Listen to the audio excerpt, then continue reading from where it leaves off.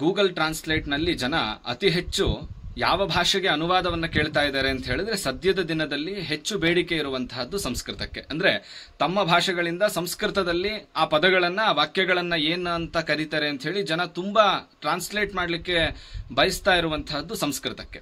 ಹಾಗಾಗಿ ಸಂಸ್ಕೃತದ ಕಡೆಗೆ ಜನ ಮತ್ತೆ ವಾಲ್ತಾ ಇದ್ದಾರೆ. ಹಾಗಾಗಿ ಸಂಸ್ಕೃತಕ್ಕಿರುವಂತಹ ಮಹತ್ವಗಳೇನು, ಸಂಸ್ಕೃತದ ವಿಶೇಷತೆಗಳೇನು, ಇದ್ರ ಬಗ್ಗೆ ಒಂದಷ್ಟು ವಿಚಾರಗಳನ್ನ ನಾವೆಲ್ಲ ತಿಳ್ಕೊಳ್ಳೋಣ. ಮಹಾಕವಿ ಭಾಸ ತನ್ನ ಸ್ವಪ್ನವಾಸ ದತ್ತಂ ಅನ್ನುವಂತಹ ಗ್ರಂಥದಲ್ಲಿ ಭಾರತಸ್ಯ ಪ್ರತಿಷ್ಠೆಯದ್ವೇ ಸಂಸ್ಕೃತಂ ಸಂಸ್ಕೃತಿಸ್ತಥಾ ಅಂತ ಹೇಳಿ ವಾಕ್ಯವನ್ನ ಉಲ್ಲೇಖಿಸ್ತಾರೆ. ಅಂತ ಹೇಳಿದ್ರೆ ಭಾರತದ ಪ್ರತಿಷ್ಠೆಗಳು ಯಾವುದು ಅಂತ ಹೇಳಿದ್ರೆ ಎರಡು ವಿಷಯ. ಅದು ಒಂದು ಭಾರತದ ಸಂಸ್ಕೃತಿ, ಇನ್ನೊಂದು ಭಾರತದ ಸಂಸ್ಕೃತ. ಈ ರೀತಿಯಾಗಿ ಸಂಸ್ಕೃತಕ್ಕೆ ಇರುವಂತಹ ಮಹತ್ವವನ್ನ ಮಹಾಕವಿ ಭಾಸ ತನ್ನ ಗ್ರಂಥದಲ್ಲಿ ಹೇಳ್ಕೊಟ್ಟಿದ್ದಾರೆ. ಹಾಗೆ ದಂಡಿ ತನ್ನ ಮಹಾಕಾವ್ಯದಲ್ಲಿ ಅಂದ್ರೆ ಕಾವ್ಯದರ್ಶಿ ಅನ್ನುವಂತಹ ಗ್ರಂಥದಲ್ಲಿ ಸಂಸ್ಕೃತನ್ನಾಮ ದೈವೀ ವಾಕ್ ಅನ್ವಾಖ್ಯಾತ ಮಹರ್ಷಿಭಿ ಅನ್ನುವಂತಹ ವಾಕ್ಯವನ್ನು ಉಲ್ಲೇಖಿಸ್ತಾನೆ. ಅಂತ ಹೇಳಿದ್ರೆ ಸಂಸ್ಕೃತ ಅನ್ನುವಂತಹದ್ದು ದೇವತೆಗಳ ಭಾಷೆ, ಅದನ್ನ ಮಹರ್ಷಿಗಳು ಮನುಷ್ಯರವರೆಗೆ ಮುಂದುವರಿಸ್ಕೊಳ್ತಾ ಬಂದು ಮನುಷ್ಯರಿಗೆ ತಲುಪಿಸಿದ್ದಾರೆ ಅಂತ ಹೇಳಿ ಹೇಳ್ತಾರೆ. ಸಂಸ್ಕೃತವನ್ನ ದೇವನಾಗರಿ ಅಂತಾನೂ ಕರೀತಾರೆ. ಅಂದ್ರೆ ಸಂಸ್ಕೃತದ ಲಿಪಿಯನ್ನ ದೇವನಾಗರಿ ಲಿಪಿ ಅಂತ ಕರೀತಾರೆ. ಅಂದ್ರೆ ಸ್ವತಃ ದೇವತೆಗಳೂ ಮಾತನಾಡುವಂತಹ ಭಾಷೆ ಅದು ಸಂಸ್ಕೃತ ಅಂತ ಹೇಳಿ. ಹಾಗೆ ಭರತ ಮುನಿ ತನ್ನ ಭರತನಾಟ್ಯ ಶಾಸ್ತ್ರದಲ್ಲಿ ಅತಿಭಾಷಾ ಸಾ ವಿಜ್ಞೇಯ ಅನ್ನುವಂತಹ ಮಾತನ್ನು ಹೇಳ್ತಾರೆ. ಅಂದ್ರೆ ಸಂಸ್ಕೃತ ಅನ್ನುವಂತಹದ್ದು ಮಹತ್ತರವಾದಂತಹ ಭಾಷೆ ಅಂತ ಹೇಳಿ ನಾವೆಲ್ಲರೂ ತಿಳ್ಕೊಬೇಕು ಅನ್ನುವಂತಹ ವಿಚಾರವನ್ನ ಭರತ ಮುನಿ ತನ್ನ ಭರತನಾಟ್ಯ ಗ್ರಂಥದಲ್ಲಿ ತಿಳಿಸ್ಕೊಡ್ತಾರೆ.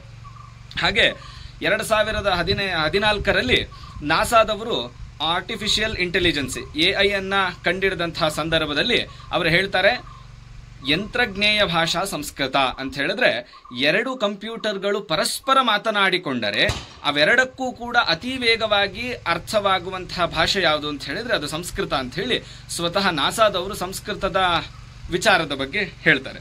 ಹಾಗೆ ಸಂಸ್ಕೃತದ ಮತ್ತಷ್ಟು ವೈಶಿಷ್ಟ್ಯಗಳೇನಂತ ಹೇಳಿದ್ರೆ ಅತಿ ಕಡಿಮೆ ಪದಗಳಲ್ಲಿ ಹೆಚ್ಚು ಅರ್ಥವನ್ನ ಹೇಳಲಿಕ್ಕೆ ಸಾಧ್ಯ ಇರುವಂತಹದ್ದು ಒಂದು ಸಂಸ್ಕೃತ ಮತ್ತೆ ಸಂಸ್ಕೃತ ಜನ್ಯ ಭಾಷೆಗಳು, ಸಂಸ್ಕೃತ ಜನ್ಯ ಭಾರತೀಯ ಭಾಷೆಗಳು ಅಂತ ಅನ್ಕೊಬಹುದು.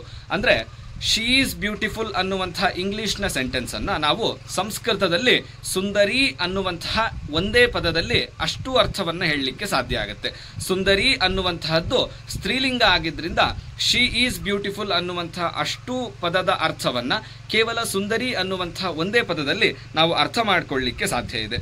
ಹಾಗೆ ನಾವು ಸಂಸ್ಕೃತದಲ್ಲಿ ಅಥವಾ ಸಂಸ್ಕೃತ ಜನ್ಯ ಭಾರತೀಯ ಭಾಷೆಗಳಲ್ಲಿ ಏನನ್ನ ಬರೀತೀವೋ ಅದನ್ನೇ ಓದ್ತೀವಿ. ಉದಾಹರಣೆಗೆ ಇಂಗ್ಲಿಷ್ನಲ್ಲಿ ನೋ ಅಂತಿದೆ, KNOW. ಹಾಗೆ ಅದನ್ನ ನಾವು ಹೇಗಿದೆಯೋ ಹಾಗೆ ಓದೋದಾದ್ರೆ ಅದು ಕ್ನೋ ಅಂತ ಆಗುತ್ತೆ, ಆದ್ರೆ ಅದರ ಪ್ರೊನೌನ್ಸಿಯೇಷನ್ ನೋ ಅಂತ. ಹಾಗೆ ಇಂಗ್ಲಿಷ್ನಲ್ಲಿ ಅಥವಾ ಇನ್ನಿತರ ಭಾಷೆಗಳಲ್ಲಿ ನಾವು ಏನನ್ನ ಬರಿತೀವೋ ಅದನ್ನ ಓದಲ್ಲ. ಸಂಸ್ಕೃತ ಮತ್ತೆ ಸಂಸ್ಕೃತ ಜನ್ಯ ಭಾಷೆಗಳಲ್ಲಿ ಮಾತ್ರ ನಾವು ಏನನ್ನ ಬರಿತೀವಿ ಅದನ್ನು ಮಾತ್ರ ಓದ್ತೀವಿ.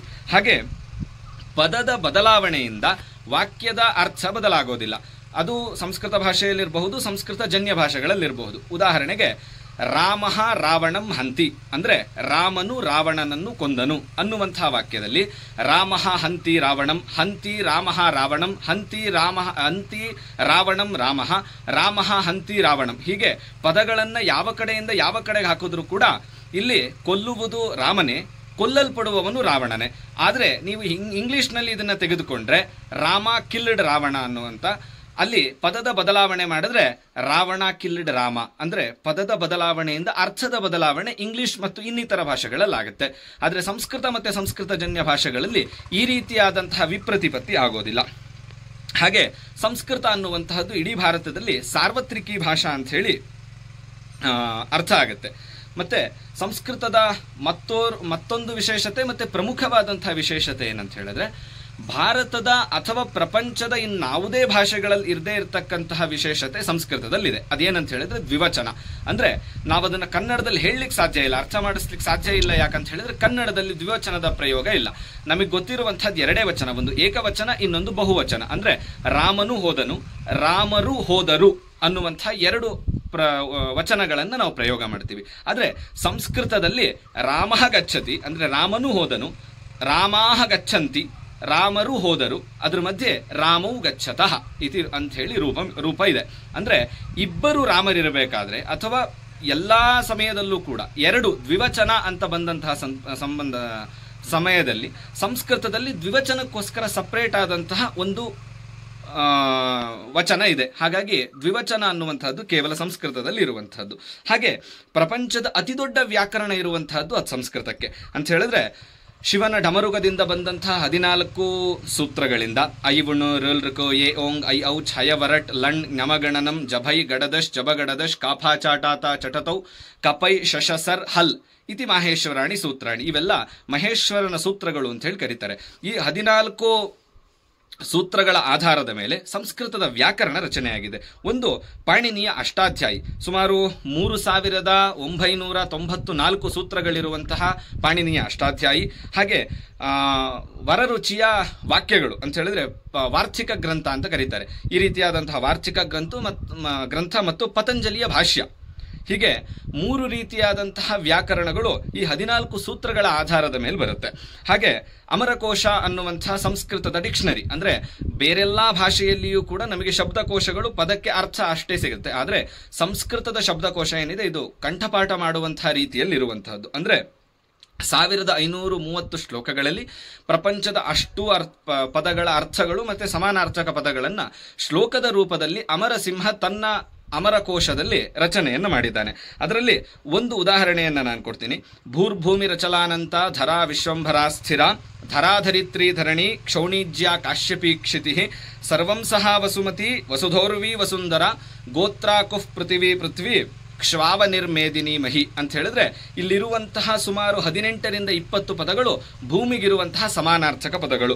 ಭೂಹು ಭೂಮಿ, ಅಚಲ ಅನಂತ, ರಸ, ವಿಶ್ವಂಭರ, ಸ್ಥಿರ, ಧರ, ಧರಿತ್ರಿ, ಧರಣಿ, ಕ್ಷೋಣಿ, ಜ್ಯ, ಕಾಶ್ಯಪಿ, ಕ್ಷಿತಿ, ಸರ್ವಂ ಸಹ ವಸುಮತಿ, ವಸುಧೋರ್ವಿ, ವಸುಂಧರ, ಗೋತ್ರಾಕುಹು, ಪೃಥಿವಿ, ಪೃಥ್ವಿ, ಶ್ವಾವ, ನಿರ್ಮೇದಿನಿ, ಮಹಿ ಎನ್ನುವಂತಹ ಅಷ್ಟೂ ಪದಗಳು ಭೂಮಿಗಿರುವಂತಹ ಸಮಾನಾರ್ಥಕ ಪದಗಳು. ಅಂದ್ರೆ ಶಬ್ದಕೋಶ ಅನ್ನುವಂತಹದ್ದು ಶ್ಲೋಕದ ರೂಪದಲ್ಲಿರುವಂತಹದ್ದು ಕೇವಲ ಸಂಸ್ಕೃತದಲ್ಲಿರುವಂತಹ ಅಮರಕೋಶದಲ್ಲಿ ಮಾತ್ರ.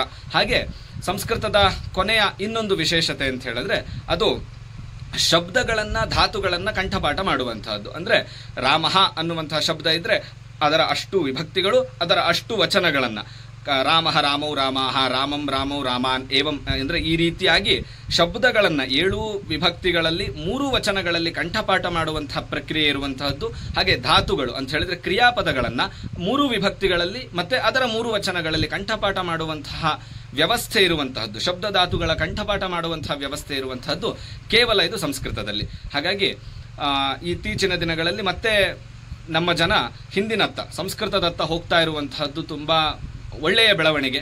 ಈ ರೀತಿಯಾಗಿ ಸಂಸ್ಕೃತಕ್ಕೆ ಇರುವಂತಹ ಬೇಡಿಕೆಗಳಿಗೆ ಸರಿಯಾದಂತಹ ಪೂರೈಕೆ ಸಿಗಲಿ ಅಂತ ಹೇಳ್ತಾ ನನ್ನ 2 ಮಾತುಗಳನ್ನು ನಾನು ಮುಗಿಸ್ತೇನೆ.